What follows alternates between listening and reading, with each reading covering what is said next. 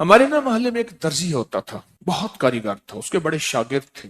اصل وہ بکھر کا تھا، یہاں روزی روٹی ملی تو وہیں آ گیا، پرانے شہر میں رہتا تھا۔ تو وہاں اس کے ساتھ ایک عجیب معاملہ تھا، وہ جس دکان پہ بھی بیٹھتا، ساری عمر گھر بھی کرائے کا تھا، اس کی دکان بھی کرائے کی تھی، اور ساری عمر ایسی گزری۔ جس دکان پہ بیٹھتا تھا وہ اس دکان وہ کیا کرتا تھا، ویران دکان ڈھونڈتا تھا جس کی دکان کرائے پہ نہیں ہوتی تھی۔ غور طلب بات ہے، عجیب بات بتا رہا ہوں، یہ میرے دیکھے واقع ہیں۔ وہ ہمارے پڑوس میں کوئی 30 سال رہا، تقریباً 30 سال رہا۔ وہ ویران دکان لیتا تھا، نامور اتنا تھا کہ استاد کو آ کے دنیا ڈھونڈتی تھی، چاہے وہ گلی کے کونے میں جہاں بیٹھ جائے، اتنا کاریگر تھا۔ ویران دکان ڈھونڈتا تھا جس دکان کو کوئی نہیں لیتا تھا، پھر لکھواتا تھا کہ میں اتنے سال تک نہیں اٹھائے گا، وہ خوشی سے لکھ کے دے دیتا تھا، کیونکہ اس کو تجربہ تھا، اس کو نہیں تھا۔ اتنے اور بڑے بڑے طاقتور لوگوں کی گواہیاں ڈلواتا تھا کہ کل کو مجھے اٹھائے گا، کیونکہ میں کیسے اٹھاؤں گا، میری دکان کرائے پہ نہیں جاتی، تو مجھے کرایہ دے رہا، اتنے عرصے سے میری دکان بند پڑی ہے، میں کیسے اٹھاؤں گا؟ کہ نہیں، وہ تو مجھے اٹھائے گا، پتہ ہے مجھے۔ بڑے بڑے لوگوں کی گواہیاں ڈلواتا تھا،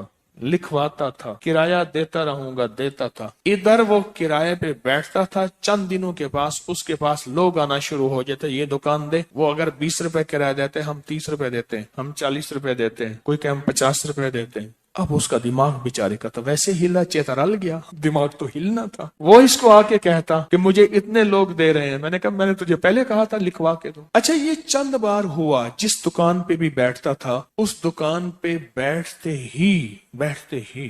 ہی اس کے ساتھ یہ معاملہ شروع ہو جاتا۔ اب یہ راز کسی کو پتا نہیں تھا، یہ راز ہے کیا اس کا، اس کے ساتھ کیا ہوتا ہے ایسا، اس کے ساتھ ایسا کیوں ہوتا ہے؟ اس نے نا ایک دفعہ یہ راز ایک بندے کو بتایا، اس نے مجھے بتایا، براہ راست میں نے اس سے بات نہیں ہوئی، لیکن ہمارا پڑوسی تھا، وہ ایک بندے کو اس نے یہ راز بتایا، ہمارا ایک رشتہ دار تھا، اس کو یہ راز بتایا اور اس کو کہا کہ میرے ساتھ یہ راز ہے۔ اس نے اب جو لفظ کہنا، پہلے میں وہ لفظ آپ کے سامنے بیان کرتا ہوں۔ کہنے لگا، بخت میرے اوپر پاگل ہے، اور مجھے اکھے بخت میرے اوپر پاگل ہے، میں نہیں چاہتا وال میں کو آتے ویلڑ میں دے، ویلڑ چپک جاتا ہے، چپٹ جاتا ہے، لپٹ جاتا ہے، میں نہیں چاہتا، آ کے پھر مجھے لپٹ جاتا ہے بخت۔ اچھا، جس کی دکان آنے کی ہوتی ہے 100 آنے کی ہو جاتی ہے۔ اچھا، ادھر میں دکان چھوڑ کے جاتا ہوں کسی اور جگہ پہ، وہ دکان پھر آنے کی ہو جاتی ہے، پھر جہاں میں جا کے بیٹھتا ہوں پھر وہ 100 آنے کی ہو جاتی ہے، پھر وہ پیچھے والے مجھے آ کے بلاتے ہیں، آپ کی مہربانی آ جاؤ، اس سے کم کرایہ دینا۔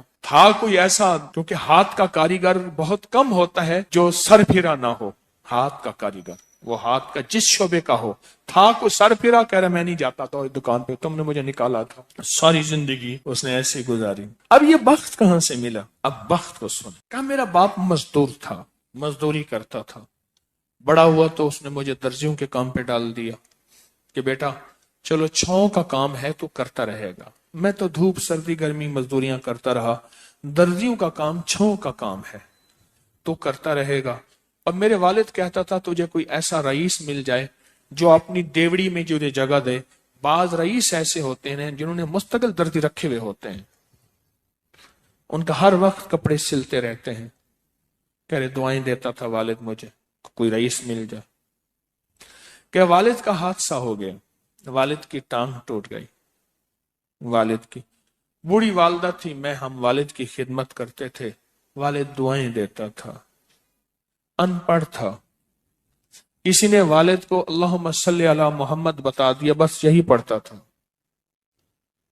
اور ٹوٹی پھوٹی قل ہو اللہ پڑھتا تھا، باقی کوئی ابا کو پتا نہیں تھا۔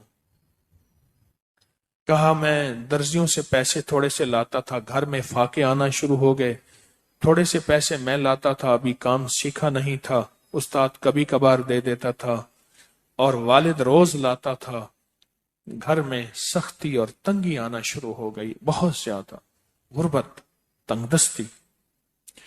کل ہماری ایک پھوپھی تھی، کہیں دور رہتی تھی، بہت بوڑھی تھی، والد سے بھی بڑی تھی، وہ آ کے ہمارے گھر اس نے قیام کر لیا کہ تمہارے والد کی خدمت کروں گی۔ اس کے بیٹے اسے ٹھوکریں مارتے تھے اور اس کی عزت نہیں کرتے تھے، وہ پھر گھر آ گئی۔ اب میری ماں مجھے دیکھے، میں اپنے دیکھوں، ماں نے کہا بیٹا آ گئی ہے، اس کی بھی خدمت ساتھ کرنی ہے۔ اب پھوپھی نے، ایک پھوپھی بوڑھی ابے سے بڑی، ایک والد معذور، بوڑھی والدہ اور بہت سارے بہن بھائی، کہا کہ کئی راتیں ایسی گزرتی تھی میں اور میری ماں نہیں کھاتے تھے، فاقوں میں سوتے تھے، پھوپھی کو کھلاتے تھے۔ کہا پھوپھی کھاتی بہت تھی، کھاتی بہت تھی، آپ بچوں کا سب کچھ کھا جاتی تھی، سارا اپنا بھی کھا جاتی تھی، کھاتی بہت تھی پھوپھی۔ کہا اس سے چھینتے تھے تو پھوپھی لڑنے پہ آ جاتی تھی، ایک گھر میں عجیب کشمکش تھی۔ کہا ان سختیوں تلخیوں میں میں ان کی خدمت کرتا رہا، باپ کی ماں کی خدمت کرتا رہا، حتیٰ کہ والد پتہ نہیں کتنے سال کہے مجھے بھول گئے، فوت ہو گئے۔ اور پھوپھی نے کے دل میں یہ بات آئی کہ ہم نے والد کو زہر دیا ہے۔ اس نے سارے جہان کو کہنا شروع کیا کہ انہوں نے والد کو زہر دے دیا، میرے بھائی کو مار دیا۔ گھر میں روٹی بھی کھاتی تھی، بچوں سے چھین کے بھی کھاتی تھی، چوری چھپے بھی کھاتی تھی، دن رات بھی کھاتی تھی، ہمیں برا بھلا بھی کہتی تھی، لوگوں کے ہاں شکوے بھی کرتی تھی۔ پھوپھی نے جینا حرام کر دیا۔ کہا میری ماں کہتی تھی بیٹا کوئی بات نہیں، برداشت کرو۔ برداشت کرتے کرتے پھوپھی بھی چلی گئی اور اس کو اللہ کی امانت کو اللہ کے سپرد کیا، اور پھر اب ماں رہ گئی۔ اب میں نے اپنی ساری توجہ ماں پہ ڈال دی۔ کہا اماں کیا کرتی، خالی چھابی نہیں ہوتی ہے، چھابی روٹی تو تھوڑی سی ہوتی تھی کھا لیتے تھے، خالی چھابی ہاتھ میں ایسے لے کے نا کہتی اللہ اس کو اتنا بخت دے، اتنا بخت دے، اس کے ساتھ دھرتی لگے تو اس کو بخت دے، اس کے ساتھ سوئی لگے تو اس کو بخت دے، اس کے ساتھ دھاگا لگے تو اس کو بخت دے، اس کے کپڑے جو پہنے اس کو بخت دے، اس کو جو دیکھے اس کو بخت دے، اس کو جو اس کو دیکھے اس کو بخت۔ اماں چھابی لے کے مانگتی تھی، روتی تھی، اور بعض اوقات چھابی میں اماں کے بہت سارے آنسو ہوتے تھے۔ کہ بس یہ نظام چلتا رہا چلتا رہا، اماں بھی گزر گئی۔ اب اس کے بعد پھر میں، میرے بچے، اب جو بخت کے دروازے کھلے، میں جس کو دیکھتا ہوں اس کو بخت، جو میرے کپڑے پہنتا ہے اس کو بخت، جس سے سوئی خریدتا ہوں اس کو بخت، جس سے دھاگا خریدتا ہوں اس کو بخت، جس کی جگہ پہ بیٹھتا ہوں اس کو بخت۔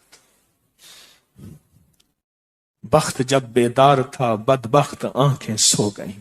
خیال کرنا ابھی بخت بیدار ہے، کہیں بدبخت آنکھیں سو نہ جائے۔ وہ دعاؤں کا ذخیرہ اس درجی کے پاس تھا، وہ دعاؤں کا ذخیرہ، پھوپھی کی ناگواریوں کا ذخیرہ، ابی کی صبر کا ذخیرہ، پھوپھی کی ناگواریوں کا ذخیرہ، اماں کے صبر کا ذخیرہ وہ ساتھ تھا۔ بس سہتا رہا، چلتا رہا، اللہ کے نامہ اعمال میں، اللہ کے نظام میں لکھا جاتا رہا۔ کو تجھے کوئی دعائیں دے نہیں رہا، نہ دے، میرے نظام میں تو ان لوگوں میں ہے جن کے ساتھ دعائیں ملتی ہیں، جن کے ساتھ دعائیں لگتی ہیں، جن کے ساتھ دعائیں لپٹ جاتی ہیں، تو ان لوگوں میں ہمیں دعاؤں کا ذخیرہ چاہیے، ہمیں دعائیں چاہیے کسی کی، ہم کسی کی دعاؤں میں آ جائیں۔ میرے حضرت فرماتے تھے نظر بد لگتی ہے نا کھا جاتی ہے، اس طرح اچھی نظر بھی لگتی ہے۔ تجھے کسی اللہ والے کی اچھی نظر لگ جائے، تجھے مرشد کی اچھی نظر لگ جائے، تجھے ماں باپ کسی درویش کی اچھی نظر لگ جائے، اور نظر تیرا کام بنا دے گی۔ جس طرح بری نظر کھا جاتی ہے، برباد کر دیتی ہے، اس طرح اچھی نظر آباد اور شاد کر دیتی ہے، با مراد کر دیتی ہے۔ ان کو یہ میں نے عمل دیا تھا، اور میں نے یہ اسی ایک ساتھی سے پڑھوایا، اور ایک یوں بھی کرتے ہیں، کرے یوں ہو گیا۔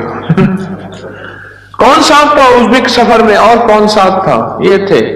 میں نے کیا عرض کیا تھا کہ یہ 40 دفعہ جو ہے دے رہا ہوں، اس کی تاثیر کیا ہوگی؟ 40 لاکھ جتنی، 40 لاکھ کی ہوگی۔